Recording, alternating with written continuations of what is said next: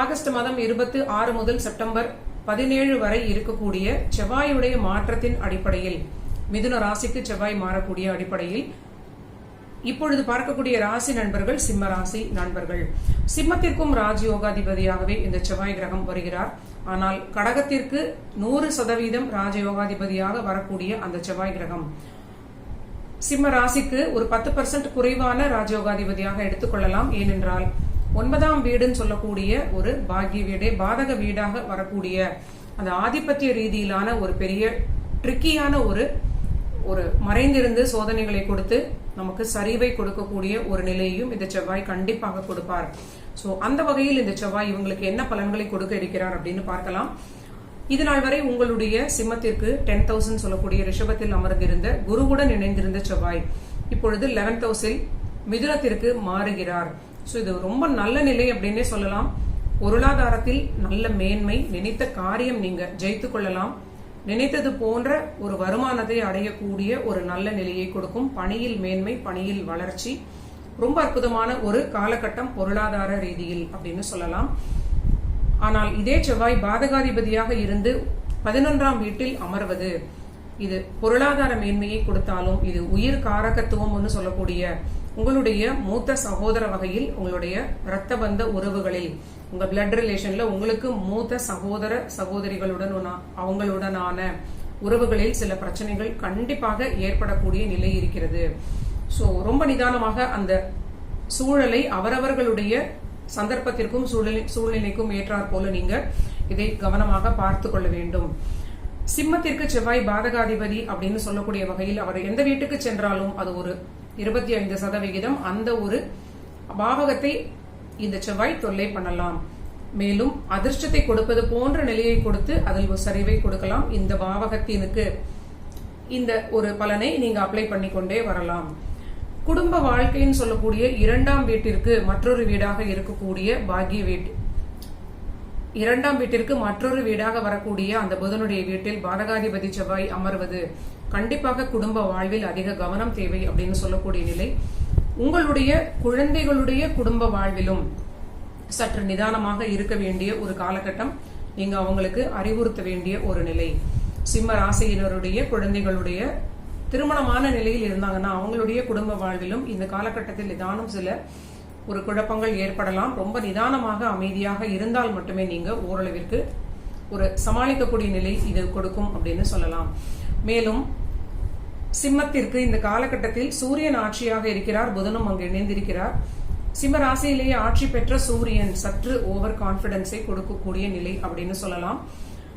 மேலும் இணைந்திருக்கக்கூடிய புதன் கிரகம், குடும்பஸ்தானத்திற்குடைய புதன் தன் வீட்டிற்கு பின்னால் மறைந்து ராசியிலே இருப்பது குடும்ப வாழ்வை இது ரிலேஷன்ஷிப் வகையில் அதிக தொல்லைப்படுத்தக்கூடிய நிலை போன்ற ஒரு பலனை காட்டுகிறது அப்படின்னு எனக்கு தோன்றுகிறது.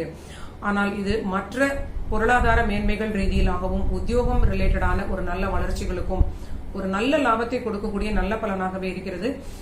உங்களுக்கு அஷ்டமாதிபதியாகவும் 5ஆம் அதிபதியாகவும் இருக்கக்கூடிய குரு கிரகம் உங்களுடைய 10ஆம் வீட்டில் இருப்பது தொழில் ரீதியிலான ஒரு நல்ல மாற்றங்கள், தொழில் ரீதியிலான ஒரு விரிவாக்கங்கள் இதெல்லாம் நீங்க ரொம்ப பிரமாதமாக செய்து கொள்ளக்கூடிய நிலை.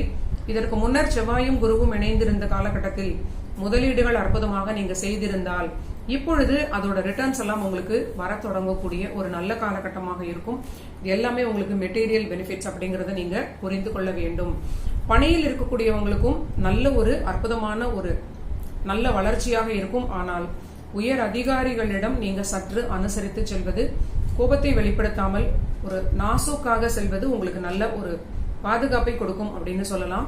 தொழிலாக இருந்தாலும் பணியாக இருந்தாலும் சிம்ம ராசி நண்பர்களுக்கு உங்களுக்கு நல்ல இடமாற்றம், உங்களுடைய தந்தையாருக்கு ஓரளவிற்கு நல்ல வளர்ச்சி, இவற்றால் நன்மைகள் உங்களுக்கு நடக்கும்னு சொல்லலாம். ஆனால் குடும்ப வாழ்வில் மிக மிக அதிக கவனத்தை காட்ட வேண்டும். சிம்மத்தில் இருக்கக்கூடிய நண்பர்கள் தன்னுடைய ஆரோக்கியம், தன் கணவர் அல்லது மனைவி, வாழ்க்கை துணை அவர்களுடைய ஆரோக்கியம் ரொம்ப அதிக ஒரு கவனத்துடன் பார்த்துக் கொள்வது, அலட்சியம் இல்லாமல் இருப்பது ரொம்ப முக்கியமான பலன். மெட்டீரியல் லாபங்களை கொடுத்தாலும் உங்களுக்கு 2இல் இருக்கக்கூடிய கேதுவும் 8இல் இருக்கக்கூடிய ராகுவும் தேவையில்லாத குழப்பங்களை கொடுக்கலாம். 6ஆம் வீட்டில் ஆல்ரெடி இருக்கக்கூடிய சனி வக்ர நிலையில் 6ஆம் வீட்டோடு தொடர்பாக இருப்பது இது பணிக்கு வளர்ச்சி, ஆனால் திருமண வாழ்விற்கு சற்று ஏதோ ஒரு ஷேக்கினஸ் கொடுக்கக்கூடிய நிலை போன்று இருப்பது ஒரு கவனமான பலனாக நீங்க திருமண வாழ்க்கையை ப்ரொடெக்ட் செய்து கொள்ளக்கூடிய பலன் அப்படின்னு கூட சொல்லலாம்.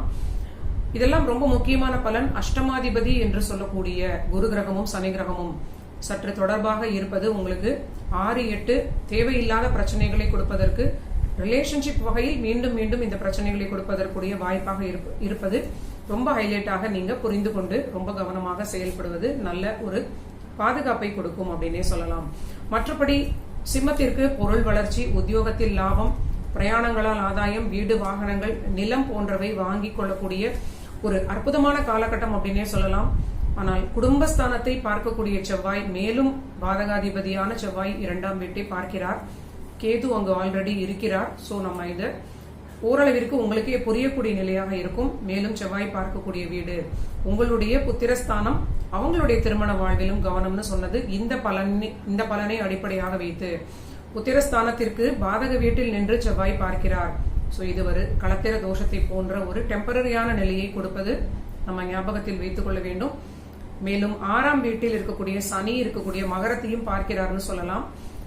இது உங்களுக்கு பணியில் நல்ல வளர்ச்சி, ஏற்றம், இடமாற்றம், நல்ல பிரயாணங்களை கொடுக்கும். ஆனால் வாழ்க்கை துணையுடைய ஆரோக்கியம், கணவன் மனைவி ரிலேஷன்ஷிப்பில் மீண்டும் பிரச்சனைகளுக்கு ஒரு கிரக இணைவு போன்ற ஒரு நிலை அப்படிங்கறத நீங்க புரிந்து கொள்ள வேண்டும். முருகர் வழிபாடு செய்வது, ஹனுமன் சாலிசா சொல்வது, ஹனுமனுக்கு உகந்த ஸ்லோகங்கள் சொல்வது, உங்க குலதெய்வ வழிபாடு செய்து கொள்வது சிம்ம ராசியினருக்கு இந்த காலகட்டத்திற்கு மிக ஒரு பாதுகாப்பான நிலையை கொடுக்கும்.